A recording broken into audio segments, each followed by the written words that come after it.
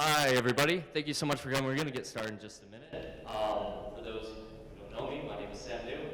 This is a completely student-led event organized by students here at Utah Tech. I just want to give a quick thanks to the International Student Office, Shadman for coming here today and helping host this event, Utah Tech for hosting us and giving us the resources necessary for this platform, and all of you guys for coming here today. So thank you so much. As you notice, we're a little light. There's a lot of students who didn't feel safe or comfortable to come here today.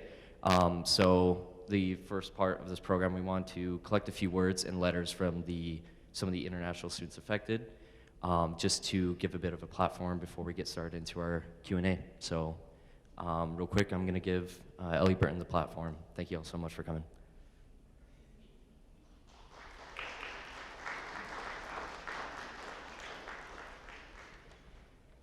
Hello, hi guys, my name is Ella.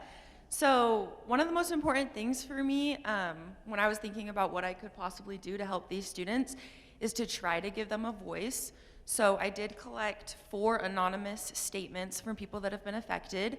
It was really brave of them to send them in. A lot of people said they weren't comfortable, which I totally understood, but I do appreciate the people who were willing to send me their thoughts.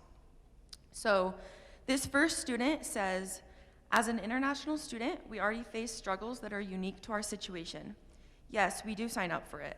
Yes, we understand that we are coming to a different country and thus must abide by the law and adapt to its customs. However, the latest attacks brought onto us by this administration are cruel, discriminatory, and unconstitutional. The fact that we can't even voice our opinion freely on world matters, or even this matter that directly affects us, is testimony of the oppression we are facing at the moment. I urge any U.S. citizen listening to take a moment and forget political agendas and loyalties.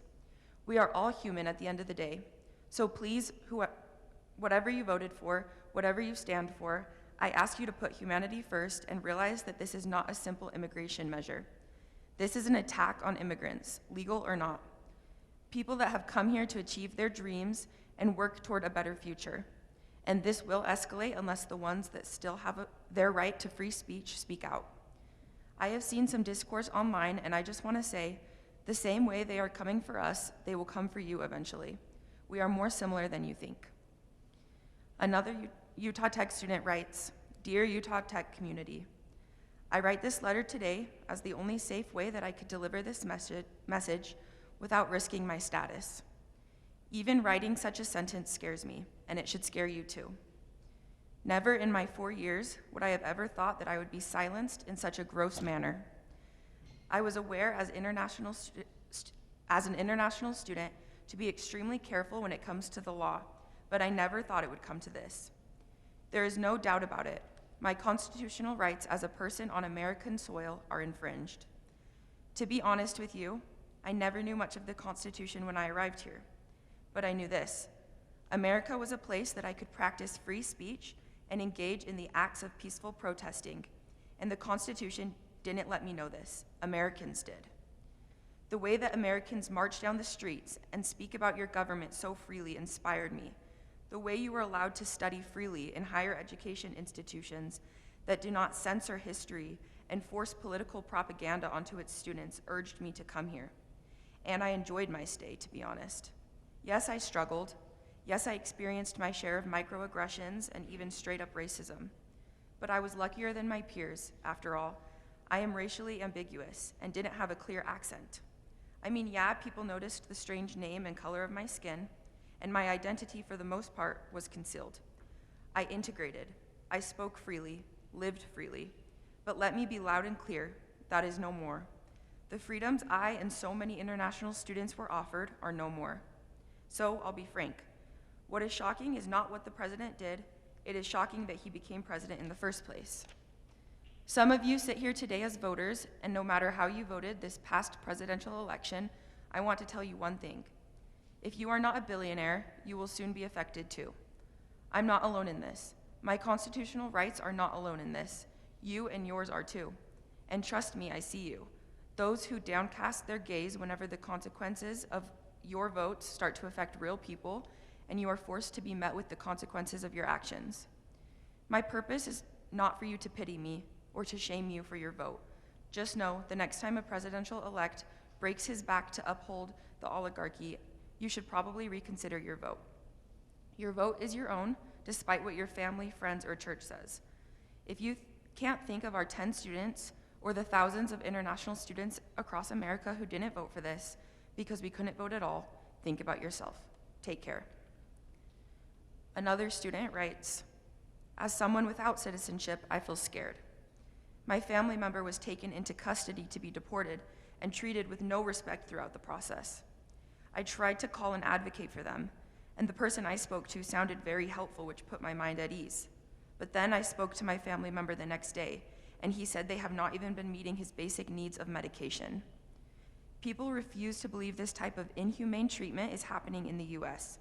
What makes me mad is I can't even speak up about it myself. I feel like I'm being followed in cars and my phone activity is being watched. I am here legally, but I don't feel safe. I feel like I'm a good person, but that doesn't matter anymore. I have done everything I could to fit into this country. My job is literally helping people in a community that doesn't even want me right now. I don't want to live in the shadows and in fear. And finally, a student says, I would like to tell fellow students that I don't want to leave. I love being a student at Utah Tech and living in St. George. This is so sad for me and my family. I wish it could be different. I never expected this to happen when I spent so much time and money to come here.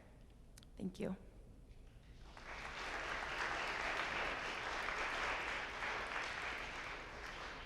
Thank you so much.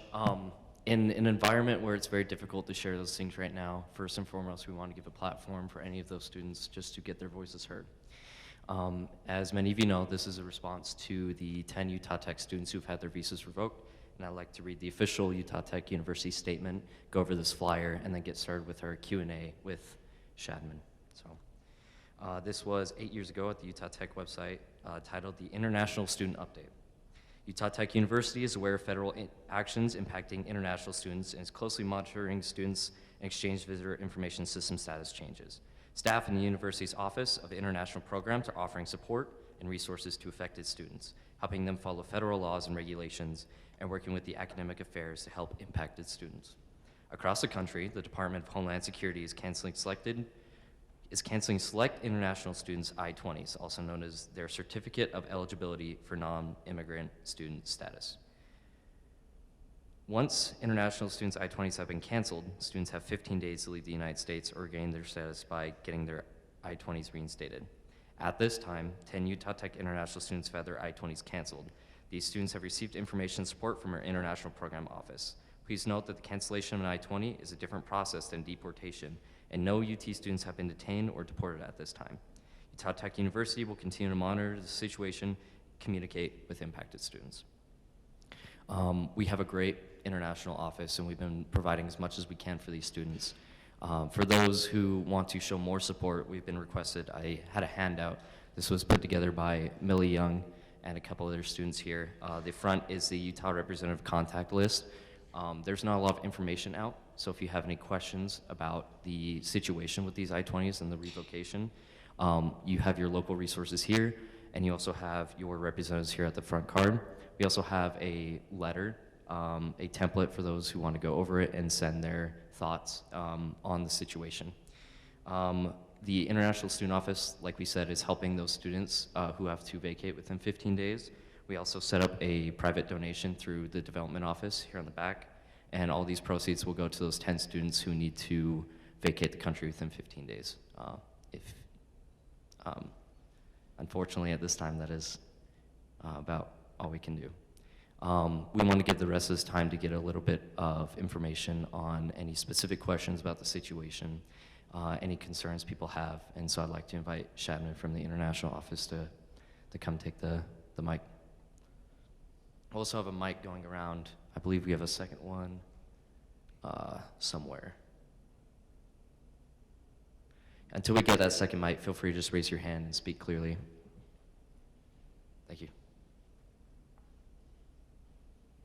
Okay, thank you very much. This has been a busy 8-9 days that we have been dealing with. And as you heard the students' messages, I was actively instructing the students, international students, and when I met with Sam as well, that it's better to keep your voices low, less visible. And again, some people had reached out to me and then they had questioned, this is fundamental rights, freedom of speech and all that stuff. And I would be happy to answer questions on those kinds of issues. I mean, I cannot stop anyone from saying what they want to say because it's everyone's constitutional right. But being in a position where we are responsible for these students, we want to make sure that we look at the totality of circumstances and then make a decision which, in our opinion, we may be right, we may be wrong, but based on the total circumstances, what best case scenario can be for these students, that's what we tell them. So I'm sorry, let me introduce myself. I'm Shadman Bashir. I have most of my team over here with me. I run the international programs, and international programs includes international students, international faculty members, international exchange programs, anything with the word international in there. We are the ones responsible, whether we do it right or not so right, but we are part of that. So we'll be happy to answer any questions. Please think about any legal question, any constitutional question, anything like that. I'll be more than happy to answer. And I will, if you are, I won't get offended if I'm supposed to answer that. And let me also clarify my position. I have two lines of authority that I have to deal with. One is the university, and the other one is the federal government. So which means that my role is called PDSO, that's Primary Designated School Official, which means whenever federal law changes or anything that happens over there, we have to maintain the status of international students based on that. And then on the other side, I'm employee of the university, and I have to make sure that I'm fulfilling, and my team is fulfilling the university policies and practices. So when this hit us, it has hit all the states, all the universities in the state of Utah and beyond, we found out that we had 10 students who were impacted, 9 were on campus, and 1 was off campus on OPT, which means optional practical training. When students graduate from universities, international students, they have permission to work for 1 year or up till 3 years, depending upon their degree, to work in their field. So one of the students impacted was that. Out of the 9 students remaining, most of them are leaving the country. More than half of them are leaving the country, and within the 15 days. Why did we mention 15 days? Because there is a website which is called studyinthestates.gov. That website is managed, run by the Homeland Security. So all the guidance, all the decisions that we have to make, we get it from that website. And there it showed 15 days within which someone whose visa has been canceled or I-20 canceled has to leave. In the past, if a student's I-20 was canceled or visa canceled, they had an option. And the option was they can do something which is called reinstatement. That option is still there, but the fear and the concern that we have, will the same practices and protocols apply when people apply for that option and they are waiting? Will they get picked up? Will they be arrested? We do not know that. So all the students who were impacted, we called them in and we spoke to them. That this is what has happened, this is the options that you have, you can talk to an attorney, but again, if it was me, if it was in my understanding, I would not trust the existing practice. We called the Homeland Security, we called CVIS helpline to provide us guidance, because anytime rules change, existing rule change, then a new protocol is put in place. Here, there is no new protocol.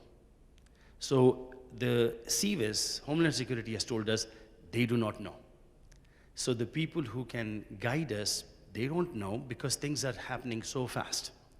And because of that, we thought we'll do the next best thing, which is it's better to be safe than sorry.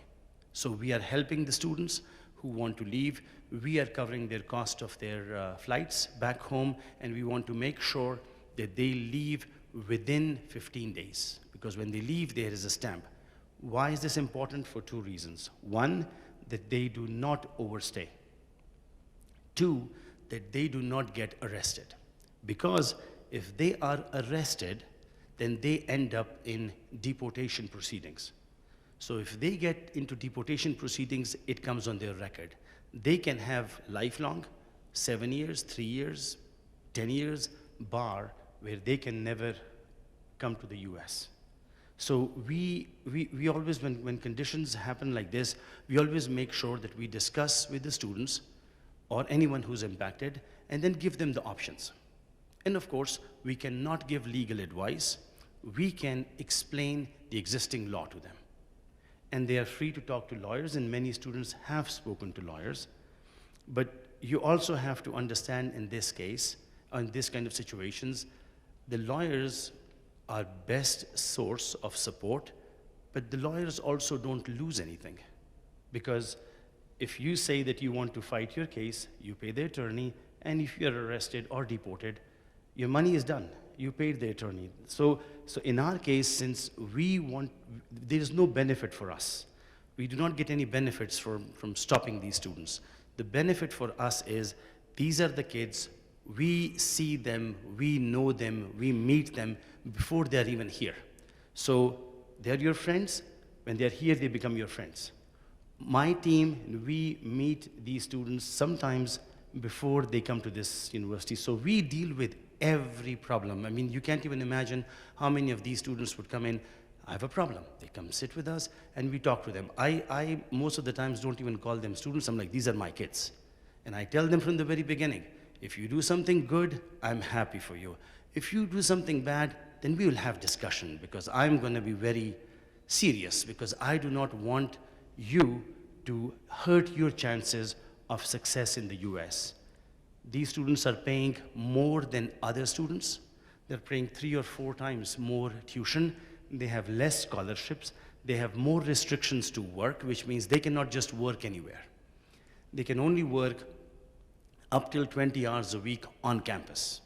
So all these restrictions are there, and that's why I always tell them, you have to be so careful to make sure you do not make a mistake. Because if you do a mistake, no matter how serious or how misdemeanor, you will be paying a price for that. And something which was very common on college campuses, very basic, underage drinking. And again, I'm not supporting underage drinking, but this is an example of the seriousness. You know, we had cases of overfishing. And overfishing in Utah, you can't have a net and collect 100 pounds of fish or something. It must be with a fishing rod. Overfishing cases are there. Littering cases are there. Student who was cited for littering, 8 years later, the case is gone. What is the logic that is being used? The logic is, if your name popped up in a criminal case, it can be misdemeanor, felony, aggravated felony. But your name popped up somewhere in a court of law with a misdemeanor or any criminal case, you are at risk. Are more students at risk? Yes. So our team is checking this, the listings a couple of times a day.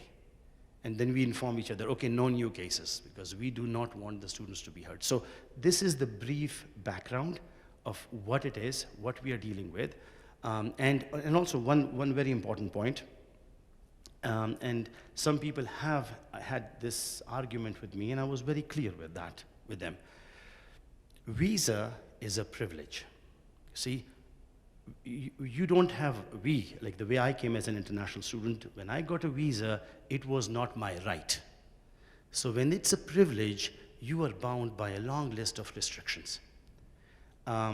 When students, I told them to keep a low profile. That's why you do not see many international students over here, because I told the students to make sure your name doesn't pop up anywhere in protest. For example, you kids, if you want to support the students and maybe you get together and have cards or things or something like that, and it's visible in the media, it might go out as international students at Utah Tech University protesting. And that is an added problem. Why? Because when it's there, international students, if they protest, their I-20 can be cancelled. So there are students who have had their names in criminal court proceedings, or there are students who may have not done anything, but other students, domestic students, were there to support them. You know, something that was very good. They might falsely be labeled as protesters and get arrested or deported. So for us, again, the most important part is making sure students who are not impacted right now do not get impacted because of protests and things like that. Questions? Any questions, please feel free to ask me, please.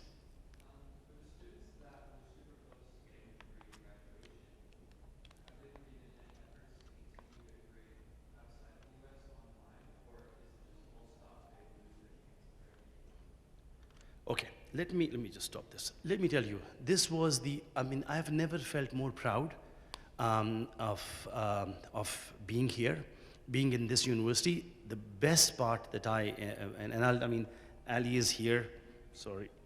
Ali is here, so I mean, she's a witness to it.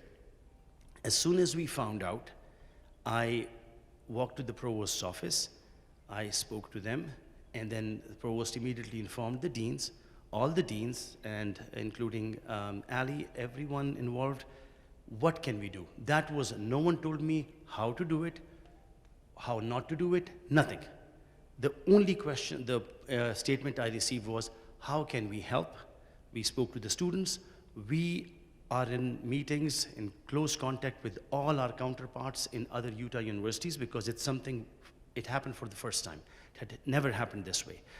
Then we created a short-term and long-term plan, and that plan has worked out. For example, let's say if you're a student and you are graduating in 2 weeks, what happens now?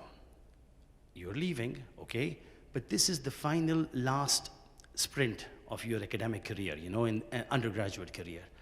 We don't want you to go through that mental stress of, oh, now I have to do exams and tests and this and that. So what happened was the provost, the deans, all reached out to their departments and told them to help these students. And one option I had requested was, is it possible for the students, let's say you were getting a B grade or an A grade at that moment, can that grade become your final grade? As long as you're okay with that. Because some students might be expecting they're going to do better in the finals and stuff. Students who agreed, the professors gave them that option. So you can't even imagine how relieved we were when students were given this option, the 4 students who are here. And then students who are leaving, for example, a student who has 18 credits, spoke to the different professors, spoke to the advisors, and many of them already have the plan set of how to complete their degrees.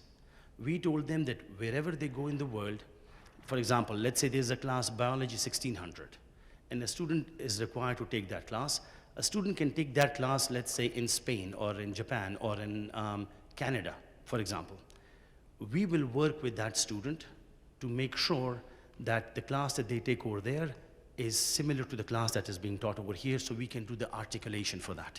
Because we work with them. No student who is impacted, anything that's possible from here, our office will work with the Dean of Students, with the academic departments to make sure their degrees are completed. And that's pretty much easier for us.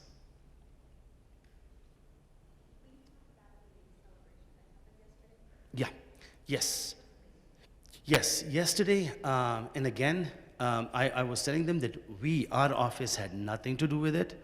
It was thanks to the Faculty Senate, Julie Chu, Faculty Senate, UMAC, they got together, Dean of Students was involved, everyone was involved, and they did a special celebration for the 4 students who were leaving. And the videos and everything is now in the social media, and the students' parents are reaching out to us, the students who were celebrated, because these are academically strong students. The parents from home countries are reaching out, telling us how thankful they are for not just our office, the Utah Tech University, the students, the faculty, the kind of support they received and how special they felt. So that was an excellent event, small event, but lots of people in there. The event was simple, maybe 20 minutes or something it took, but that was it was not a graduation, but it was kind of a celebration of their successes and them leaving early.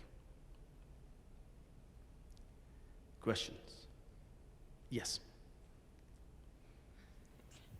Has something like this ever happened in the history of our international programs, or like just in general? Because to me this seems very new and sudden, so just kind of interested in that. Yes. This has never happened before. To the best of my knowledge, to the best of my team, to the best of all the counterparts in the state of Utah who we have spoken to. The way this works, in the CVIS system, we all log in. We have privileges given by the government, and then we log in and we make sure that the student's status is maintained. There is a list which is called terminated students. So our office can terminate students based on certain specific requirements. This way, this time, the government went directly into that system and canceled. And we did not know. A couple of students got emails from the embassies, from the American embassies from their home countries, telling them that their visas were revoked. But visa and I-20 can be two different things at times. Visa allows you to enter the country. I-20 is your student status, and you have to maintain that so your stay is legal over here. Some students, a couple of students received that. So when we went in there, we saw 4 students canceled. We would not have known, no one would have known, and if 2 weeks had gone by, our concern was that would there have been arrests or something like that? We do not know. Luckily, thanks to the other counterparts, because they had more students getting hit by this, we started exchanging information, and then we found out that 4 were canceled on Friday, and then 6 last week.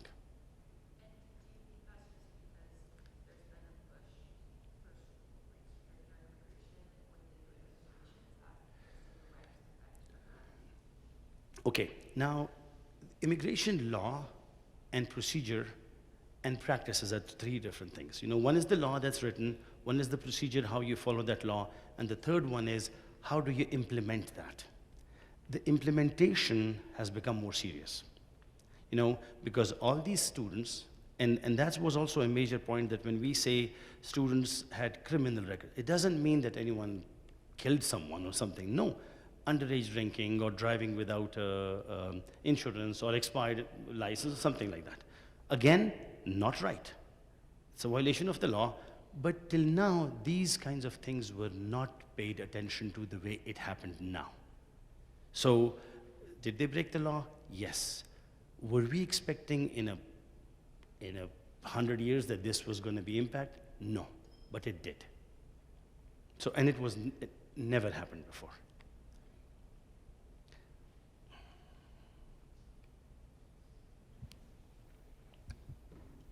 So you said that last evening you had like a not a graduation, but just like a celebration for them.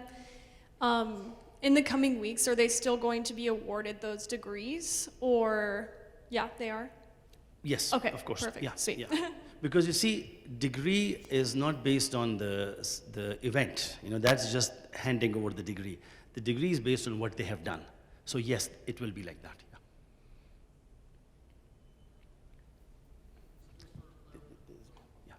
Yeah. Oh, okay.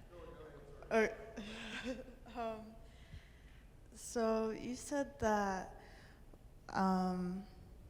it's not a good idea for people to protest about this, so that the students, the international students, like, people don't think that they're protesting, which is still very wrong. Like, we should all be able to protest. It's a freedom of speech. But if we can't protest, what would you say is the best thing we could do for these international students to show our support?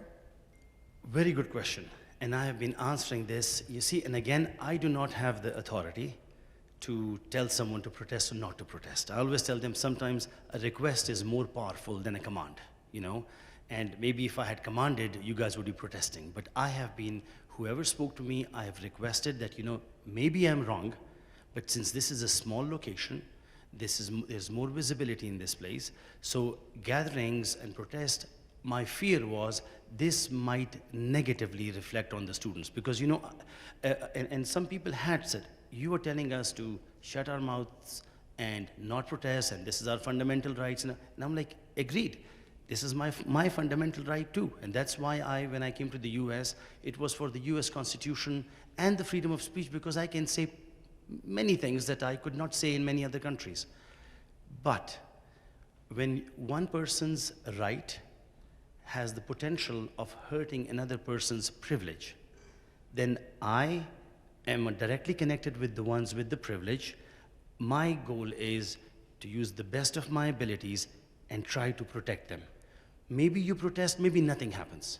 But for me, the most fearful thing is if I find out that the student has been picked up, because one, that's the fear and the stress that they go through that. Two, how that can impact them in the longer run.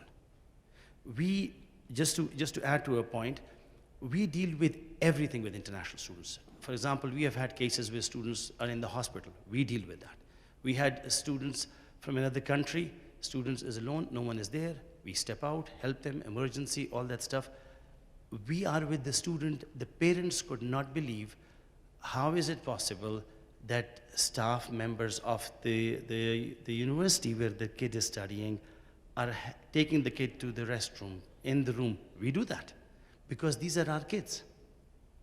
And it's important for us. This is really painful for us, you know, because you can't even imagine when me and Darlene is here, we were in Madrid. We were with some of the students, and I remember the father of one of the kid who's going back was telling us, he's my youngest, you promised me you're going to take care of him. And we were there in summer 2022. And we said, yes, we promise we'll take care. So what we are doing is whatever best possible in our judgment. I hope we are not wrong. But any questions, the university never told us, do this, do that. No, it's completely our decision of requesting.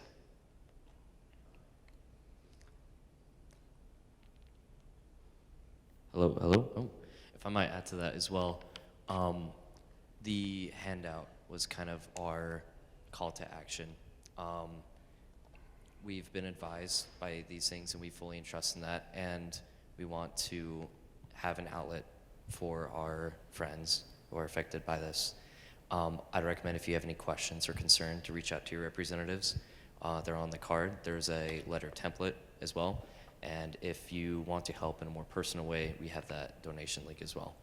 I think those are all more impactful than we really think. You had a question. I'm sorry, I just want to clarify, maybe you or somebody here can clarify this for me, but there are 10 students who had their I-20s canceled, and Yes. you mentioned 4 of them specifically. Are there 4 of them who were graduating? Yes. Okay, so that's what you meant by that, okay. Yeah. So with that in mind, thank you. Just have to ask the question, is there any realistic possibility, like have any of them considering, is it even possible for them to get their stuff reinstated before they have to leave in 2 weeks at all? Or? I mean, I had a student ask me, she said, what if I leave one day and the very next day this whole thing stops? I was like, that's a very possibility and you'll be very unlucky. It can happen. As I mentioned, the books, the law, the code clarifies a process which is called reinstatement. But then we do not know, and that reinstatement process can take more than a year in many cases. But we do not know at this stage if when they submit for reinstatement, will those kids be safe? Because I have had students talking to me that I'm going to this or that office, will I be arrested? Because recently their news came out when there was an interview, naturalization interview at one of the government offices, and the applicant believed that this was a trap. So anything can happen. What we tell the students is, this is the law, try to follow the law, don't make any mistakes, and we are bound by these legal regulations no matter how unclear they are, because the government agencies which are supposed to provide guidance for us, even they do not, many of them who are supposed to reach out to them, and we ask, what guidance do we have? Things are moving very fast. And because of them being fast, there is no clear protocols in place which we can honestly explain to our students. Yes. So this is probably more of a statement than a question. I just wanted to let the folks in the room know that some local volunteers, including myself, have created a group that is doing various different protests, not on campus, but in the community. And certainly we invite students to participate in those also, and you can find more information on www.togetherworks.net. And if there's anything we can do to support this community, we will. Thank you. And this is very important. And again, I keep on repeating, it's our request. The protests are important. That's the right. That in a free society, that's what happens. Our concern is on campus, protests not being used as a tool to pull the plug on more student I-20s. And if you see, you don't see too many students who are here, international students, because we are in constant contact with students. We have institutions from where we get students. They're coming in over here. They have been reaching out to us. Are our kids safe? And I explain to them that they are safe and to the best of our knowledge. Yeah. Yes. No. I have two questions, but I understand if one of them is kind of a little bit like precarious, especially especially in this setting. But the first one is, what has been the financial impact upon the university with this new policy? And / is it beneficial or not beneficial in any sense? Yes, very important. Because you see, university, a large chunk of the university is based, and the operations and all these facilities is based on student tuition. And again, I do not know the specific details, so I can't, but I know that there's a large chunk of that. Now, when international students or domestic students, when students stop coming to institutions or they're not here, of course, it's logical. It's going to impact that. One thing is also important for international students, as I showed you the restrictions on them, they have to always pay out-of-state tuition. So it becomes more difficult for them. So when an international student leaves, it financially also impacts the university more. So I always tell people that, if you think about this problem more from the economic or business or the local economy point of view, or even the statewide or countrywide, this is a huge loss for the country. Plus, the fear that's going to happen over here is going to impact the fall enrollment as well. The same it happened in COVID. Is it okay if I ask one more question? Yeah. This one I can understand if there isn't an answer. If with everything moving so fast, I understand that this might be a lot. But what is the general overview of the international dialogue on the result of this new policy / U.S. citizens' behavior? You mean general view from the university?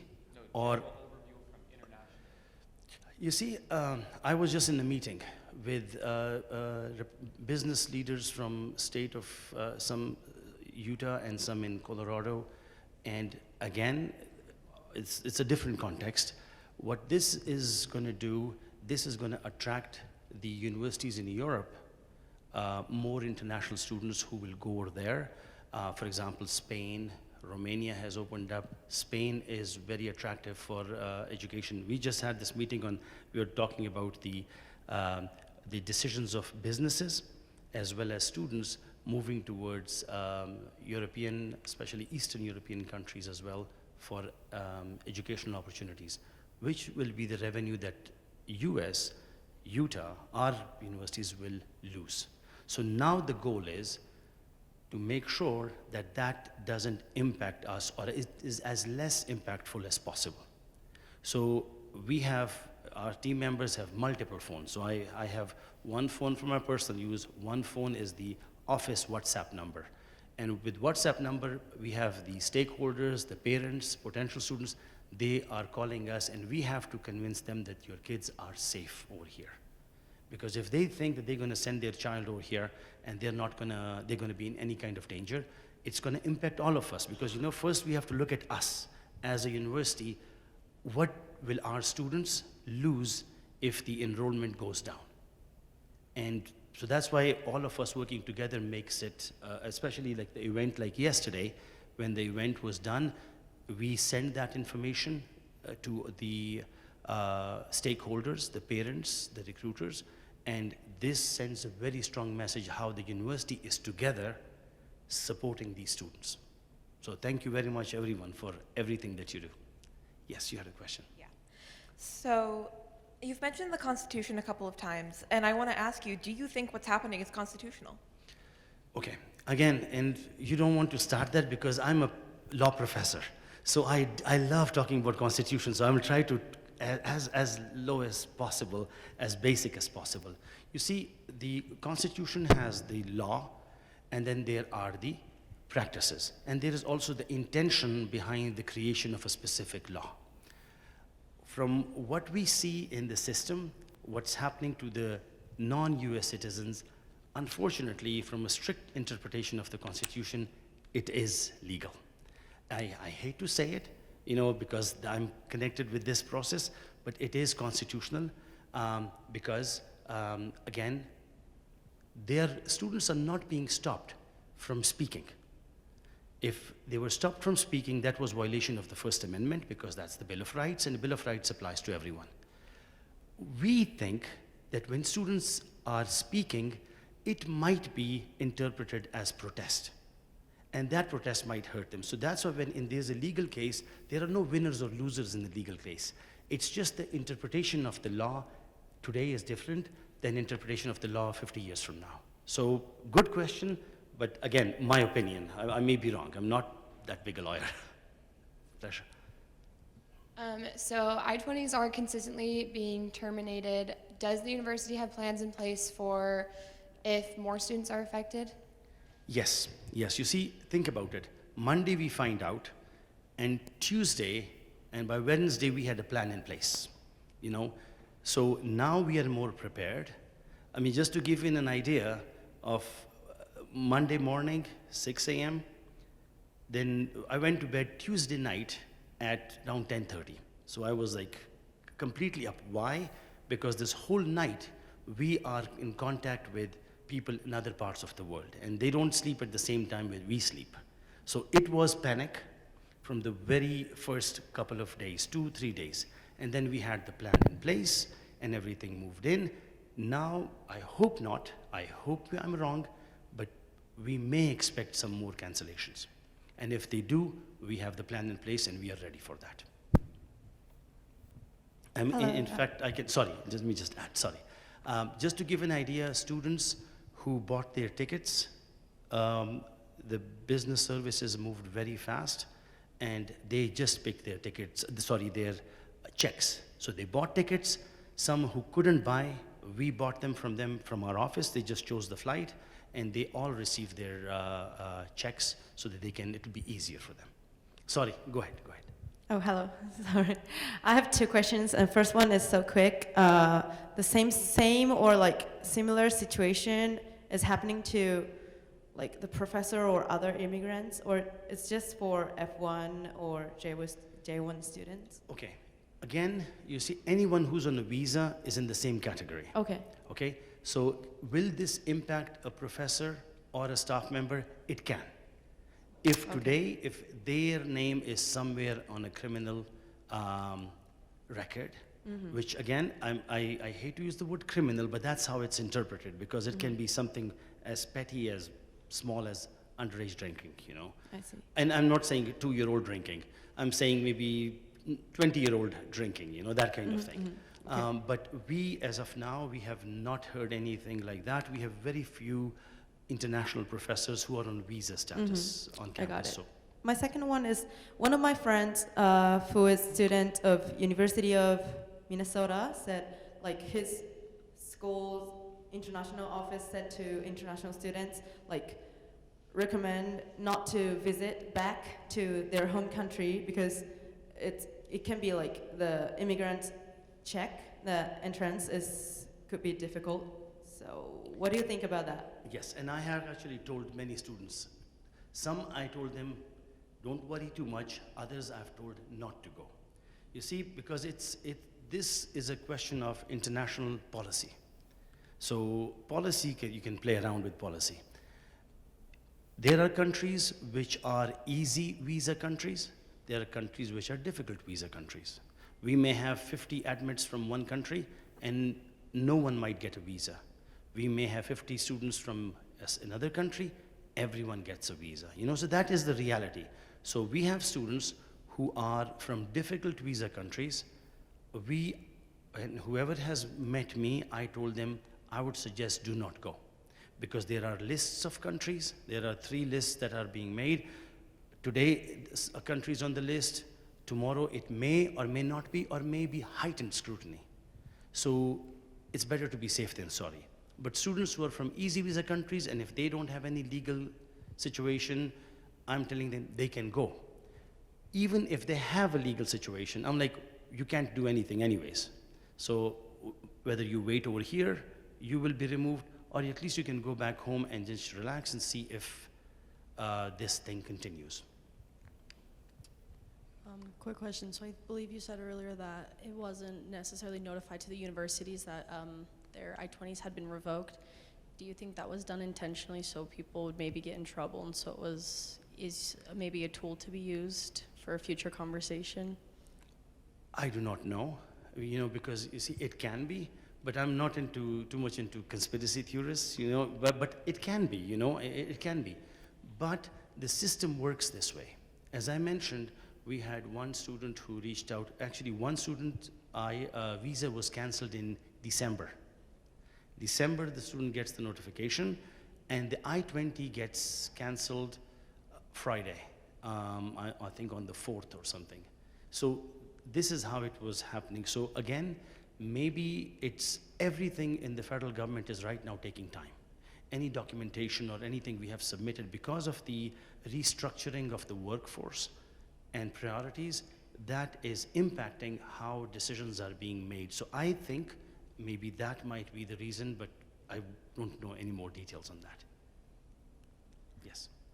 Sorry, No. I don't know a lot about international students, but I was wondering what rights and freedoms they're given on their visas, and if it's been changed since the administration has revoked them. Okay. So international students have, this is a visa, this is a privilege. They're supposed to make sure that their record is clear, and then they fulfill the conditions of their, for example, if they're coming as students. They have to be full-time students. They cannot work off campus. They cannot do so many things. Those restrictions are there. Have they been decreased other than for protests? I do not know. Because what we are hearing is students who have been picked up, many of them on the East Coast in these larger institutions. Most of these cases we are coming across are because of protests. We had someone who works very closely with our office, a domestic student, international background, but now domestic students, works very closely with our office.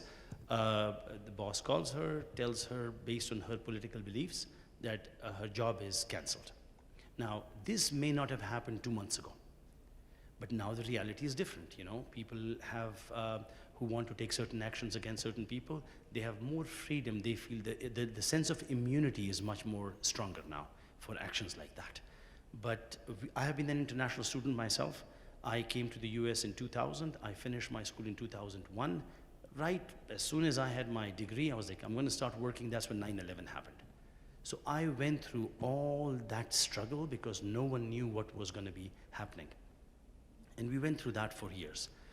This one is slightly different than that. So based on my experience of that, I try to use that to support our students, and it's better to be safe than sorry. That's how I look at it. Yes.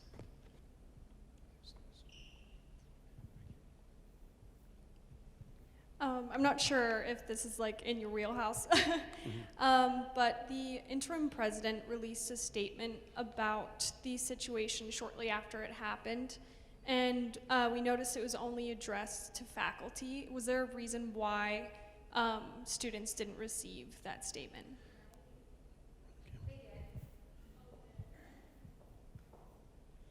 So there's only one way that we have to give information out to all students at the same time, and that is through email, obviously.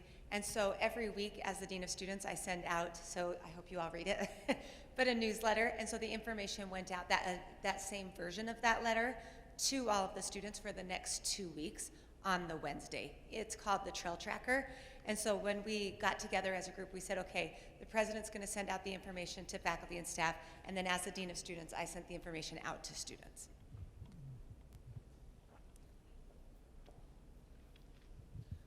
Since you have a background within like law and understanding law probably better than most of us do here, do you foresee with the implementation of this new policy, new policies in the future that could target other groups, other marginalized groups and other minorities? Okay, again, because of the law thing, international students are not marginalized groups. You know, again, I'm interpreting it that way. There is a path. Yes, they pay more. They have more restrictions. But that's a very clear path towards so many of the people on campus, even in this campus, who you see with international backgrounds, faculty members and staff members who were citizens of other countries. We all went through that path.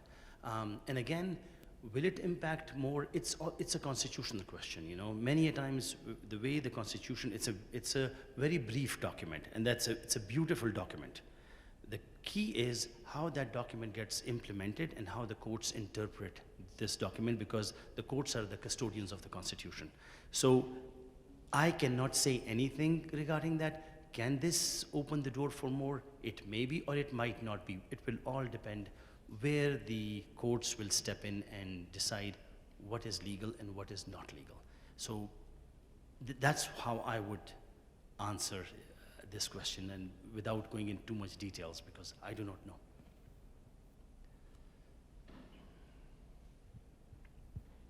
As a freshman, are you able to just give us a rough estimate of how many international students we have here at Utah Tech? Okay, the international students that we have, the numbers go up and down. So we always count the end of the fall semester as the peak time because the graduations and stuff. So in December, we had around 243 students in our CVIS system. And right now it is a little more than, to the best of my knowledge, you know, because I have not counted the full ones. I'm just obsessed with the terminated ones. But right now it's a little more than 200 in our system. And then when fall comes in, it's going to jump up again, because we had the largest number of students graduate this year. So that means, I mean, it's a good thing, but we missed them because a large chunk of students went away, are going away.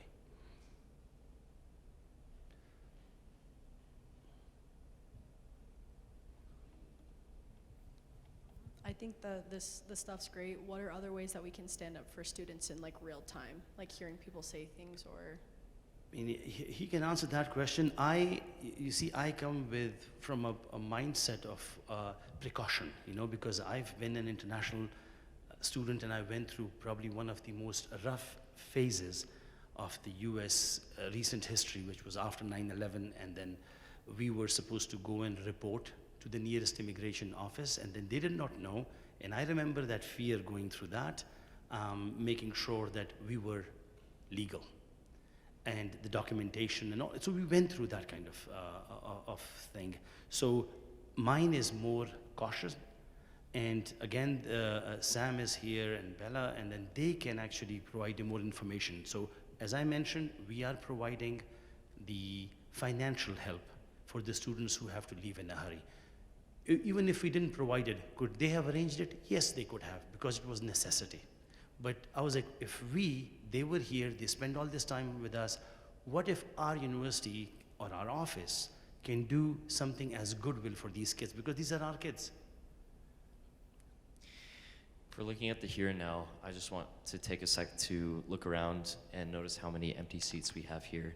I think a big part of that was what we just talked about with Shadman's experience and his suggestions, which I fully support, in the lack of protest. I believe that if we do some action, some impulsive or emotional action that negatively affects the students we're trying to help, then that is counterproductive in our rights. And like Shadman said before, our rights versus the impact of someone else's privilege. That's why Millie and Chelsea, Millie got all this information together and Chelsea put a design to it.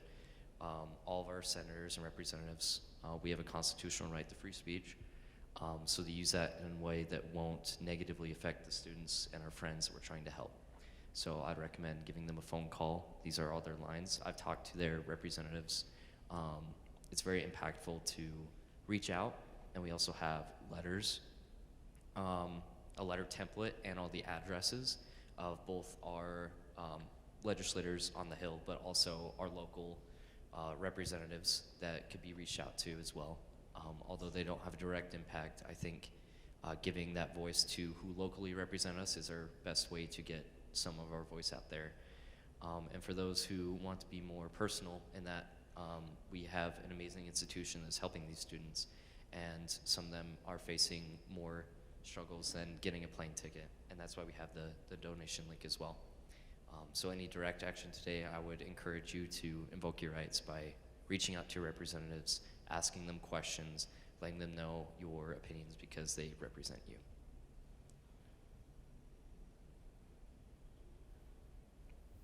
So you may not be able to answer this question, and that's totally okay. I would love to hear from Ms. Threed if we could. I know I'm not the only person who was disappointed in the public statement by the school. And to know that you guys have done more than just that statement is really wonderful to hear. But the public statement didn't have a single "we're sorry." It didn't have a single "we stand with our students." It didn't say that our international students are valued members of this community. And I think that's really important to say. And that if you guys had a plan by Wednesday, we should have known about it. And so it's less of a question and more of a statement, but was that influenced by the legislature, or was that a decision that you guys made? I'll answer that question. And as I mentioned, that there are two lines of, and I explained to everyone, I'm not part of a committee. I'm on my own in my capacity as the person in charge of international programs and answerable on the as the primary designated school official. Now, what the school has done, I think it is excellent. And the reason I say it, because anyone, and then Ali is here, the provost, the deans, they reached out and said, whatever we can do, tell us how to do it. A statement for the sake of a statement would have been no use. But what you are seeing now within, and I say Wednesday, most of it was in my head. So, you know, I sent an email when I was writing that. I sent an email, I think it was 3 a.m. It was Wednesday morning when I wrote that. So it's not that there was a plan, and this was a plan in place based on how quick circumstances were changing. So, you know, and that's why I can answer this question. The school has done much more than many other schools have actually done, so I'm really thankful for what they did. And you can ask some of our students who are leaving, and they have some social media statements as well. They're like, we never thought that we were loved so much. So, I mean, if it's something slowed down, it is me, because I kept on thinking, and then we came across this. And then we shared that plan with all our counterparts in other state institutions. So. I will address that, Bill. Yeah. I agree. I feel like it was a statement that, first of all, this came upon all of us quickly, that we've never dealt with ever before, nor did we ever expect to deal with something like this. And so I think that the statement showed, hey, we're doing something, and it was that blanket statement to all of the students to say, we're doing something. And so we got the stakeholders together, that it's part of this, it's called a Federal Initiatives Group. We got the stakeholders together and we said, okay, we need to make sure that at least the student body knows that we're aware and that they are receiving individualized help through the International Student Office. So I agree, that was a very broad statement.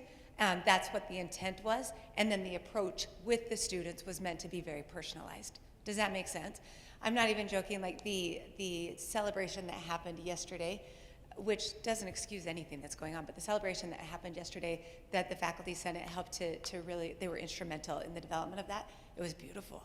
And in a really, really hard situation where there's so many students. A week ago, Sam and two other fellow students were in my office for an hour.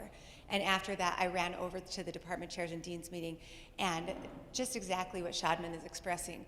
The department chairs and deans were like, what can we do to help? And I've never seen so much emotion in that room or on our campus so quickly, just an emotion of care. And what can we do? So I agree with you. Everything you just said is valid. And the statement was broad, but the individualized approach was very personable and care-driven. And then this meeting was to help with the fact that statement was broad, was to answer questions. For the people that aren't intimately in the mix of it every single day for the last week, that's what this meeting was for, to try and say, let's answer questions. Let's address something. Let's do something on a more personalized basis. So thank you for speaking, because you were right. You're welcome. And I can add on this one that, and this question is, you're not the first one. I was at another meeting and this question was raised and I had to step in. I was like, I'm usually, I always tell people I'm a non-committee person. So I mean, I'm on my own, I make the decision, I just run it through the chain of command, the way the system is supposed to be. But the support that everyone gave me, so you are in the middle of it, you're responsible, and that also puts us, because when we sign something, we put our name onto it, so if something went wrong, it's 100% my decision. If something was right, was the university leadership, they said, hey, you decide, and we did. And as to the best of our abilities in these circumstances, it went well, but again, my office is right next in this haunted building, so please feel free to any question. And again, if anyone is uncomfortable asking any question, you don't have to get an appointment with me. If you find me in my office, talk to me. And I'll be happy to answer any questions. Write them down and then come in. If you've noticed, I love to talk because I usually shout. Hi guys.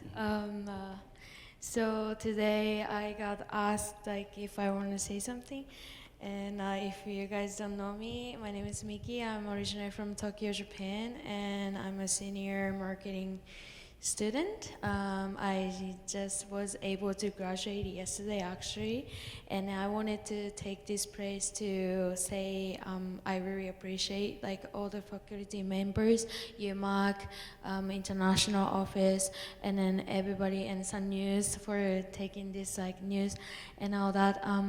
Honestly, I was really grateful, and the other three of other foreign students as well, because we saw that when I got the notification of the visa and I-20 thingy, I was literally crying and shaking and panicking, and I thought I'm not gonna graduate.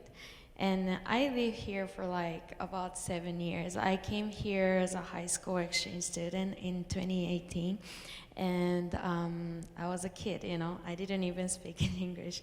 And then I've been here for a long time. And so I thought I'm just gonna put it in the water and just forget about it and I cannot get anything. But actually I was able to graduate, and then other three of them as well. Most of them were my friends, and I know that they were working hard, and then they are not any criminal person.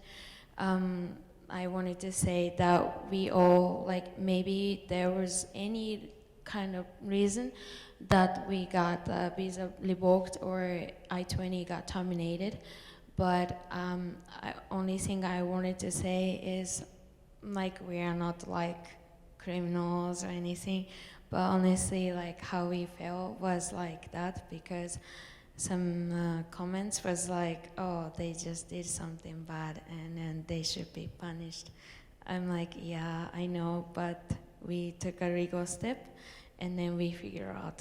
So we're really good student. Well, maybe not me, but the other students were very nice. And so yeah, like, but honestly, like, thank you so much for like having us like in this school, and then I really appreciate it, and then I really love the time like at Utah Tech. I was struggling a lot because I'm from Tokyo, so I came from like a big city, and I always like say like it's so hard to be like here. It's like small town. Come on, like I know I need to go to Vegas every single weekend, you know, travel a lot and all that, but.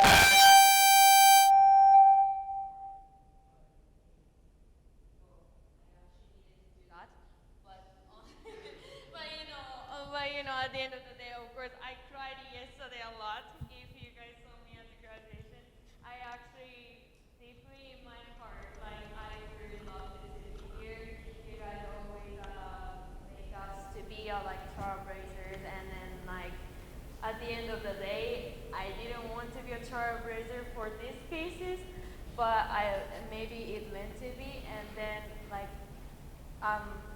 in the future, I hope like I can just laugh about it and then just tell to like about this story for like my future kids and my friends. So I really appreciate the opportunity for you guys gave us, and then I love you guys, and then I'll add, the good thing about Mickey is she keeps us busy, right, Mickey? So we are always busy.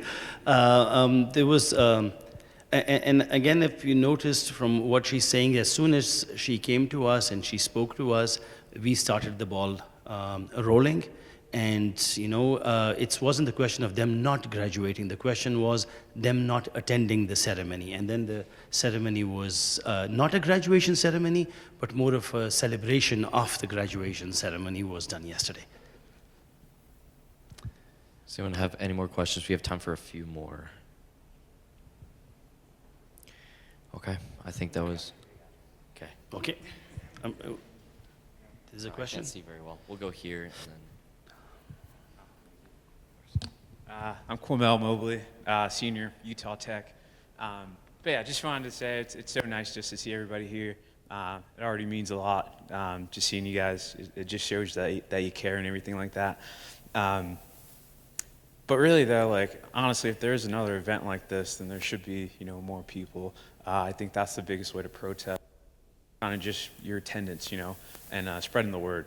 Obviously, you don't have to throw like a big protest out in the yard or whatever, but I think the most important thing that, you know, we all have in this life is our voice.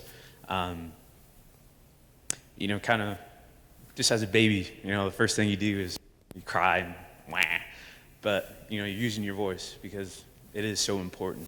So just sharing a post or something like that, I think it really goes a long way. And just inviting more of your friends out here. But yeah, it's unfortunate, you know, the times that we're going through right now. But it also opens the door for opportunity. A lot of you are very well educated. You know, I go to class with a lot of you.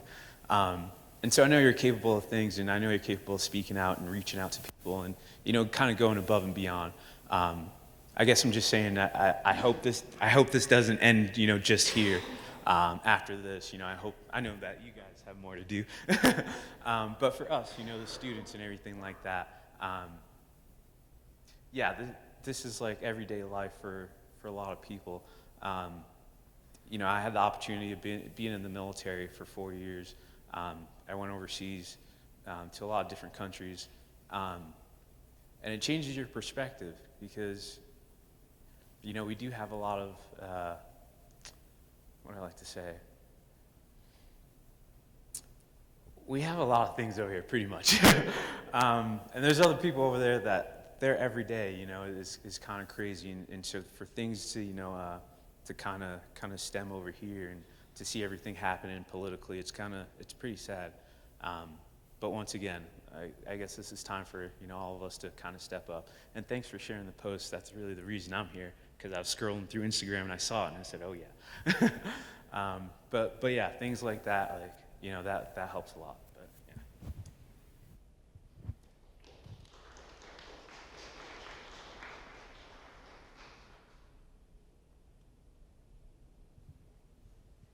Something that I have noticed this last week or so, and I think I just mentioned it a little bit in the last time I was talking, but the world is kind of rough right now, obviously, even before this. The world is kind of rough right now.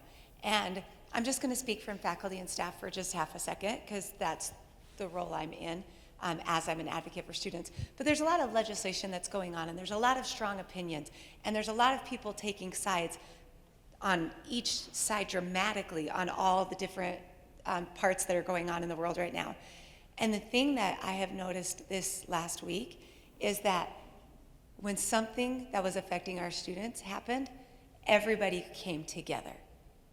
The students came together, the faculty came together, the staff came together. I agree with you that there should be more people here. I'm so thrilled that the Browning was completely full yesterday, and it was full of all of the different constituents. And so that's the one thing too that I want to take from here, is that when it really matters, we all came together, and we can continue doing that. There's so much division in our world right now, and there's so much hatred and anger. And so coming together and having it continue and being united for things that matter in positive ways, I think that's something that could come from this, and I hope it does.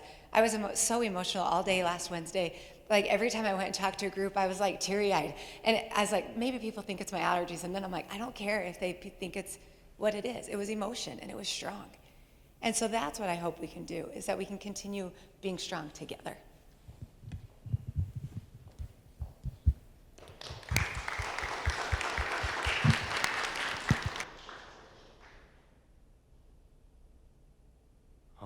Thank you guys. I know this isn't the most fun and pretty thing that a student-led event usually is, and I think it's important, the fact that we were able to do all of this in a short amount of time with what resources we had. It was amazing, so thank you all. And remember, if you have any more questions, Shadman's office is always open. Feel free to reach out to your Dean of Students, LA3. I want to give a quick thank you to Corey's team in Event Services for making all this possible. I also want to give a shout out to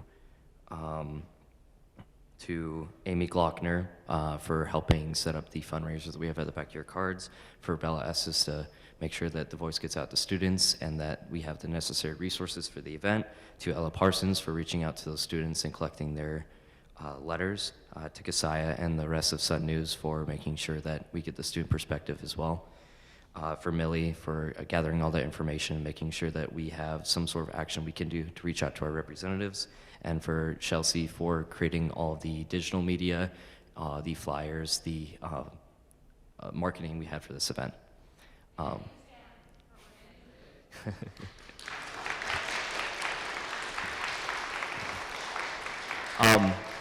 For those leaving, wondering what we can do, like Ali said, every single person that I've talked to is here for each other. I don't think there's been a single word looking at our friends that are affected by this and saying, like everybody said, what can I do to help? I wish there was more we could do, and at the same time, I hope those flyers help give a little bit of outlet once you leave here today on something, and I hope you know that we're all trailblazers. We're trailblazers together, and that will never change. So thank you all so much for being here.